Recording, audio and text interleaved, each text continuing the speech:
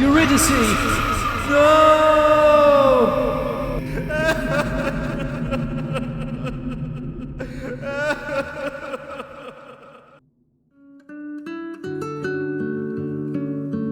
I grew up like anyone else.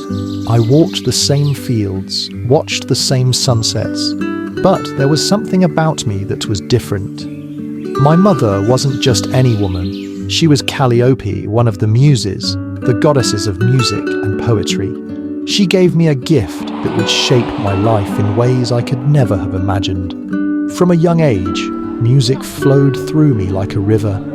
Every time I picked up my lyre, it was as if the world stopped for a moment to listen. People, animals, even the trees seemed to sway to the melodies I played.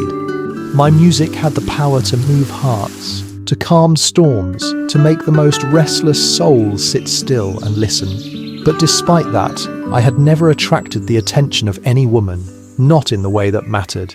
No matter how sweet my songs were, I felt alone. That all changed the day I saw her. Eurydice. It was under the same tree I had played my lyre since I was a child when our eyes met. In that moment, it was as if the entire world around me disappeared. All I could see was her. She was the most beautiful girl I had ever seen. Her smile lit up the meadow as if the sun itself had chosen to follow her. She moved through the world with a grace that left me breathless. From that day, our love grew like a song that neither of us could stop singing.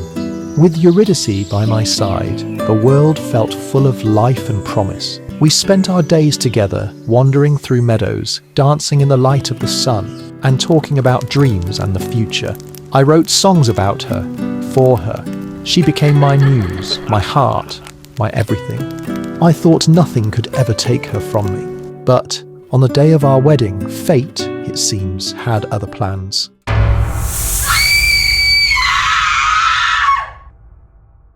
In that moment, my world shattered. The music in my soul died with her. I was left in a world that no longer made sense, a world without her. I wandered aimlessly. The sun lost its warmth, the flowers no longer bloomed, and even the birds stopped singing. It wasn't just me who mourned her. It felt like the whole world did.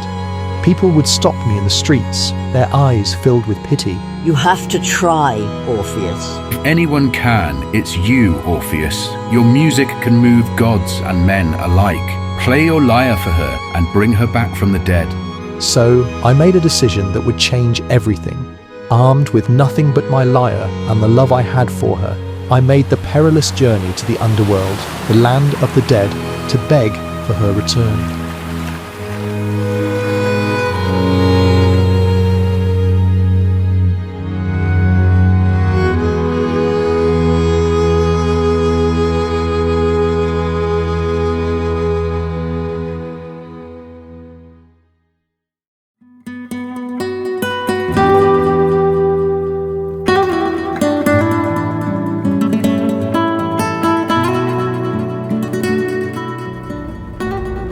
Charon, moved by my struggle, took me across the river Styx until I reached the gates of Hades.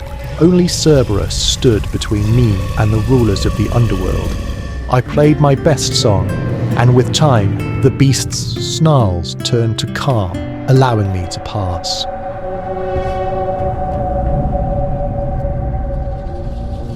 I made it. I was standing before Hades and Persephone, the king and queen of the underworld. Their gaze was cold and unyielding, and so I played for them the song of my heart, the song of Eurydice.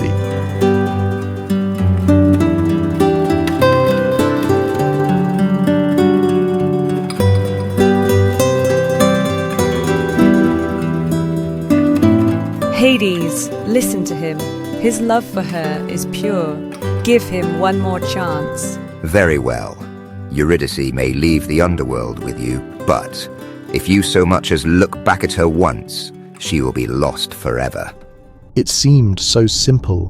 With every step we took, I could feel Eurydice's presence behind me, but I resisted. We were just a few steps away from the land of the living, but doubt crept in.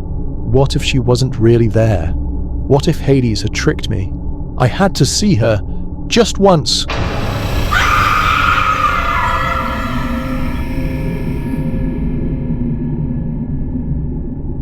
I had failed. The one chance I had to save her, and I let my fear take control. In the days after her death, grief overwhelmed me. I wandered the earth, my music no longer bringing joy, but sorrow. I played for the lost, the broken, the forgotten, because now I was one of them. My heart was a hollow shell, and no song could ever fill it again. I wandered until the day the Maenads, followers of Dionysus, mad with frenzy, found me. Play for us, Orpheus. Play the songs that once enchanted the gods. But they couldn't understand the sadness in my song. And so I became another victim of fate, torn apart by madness.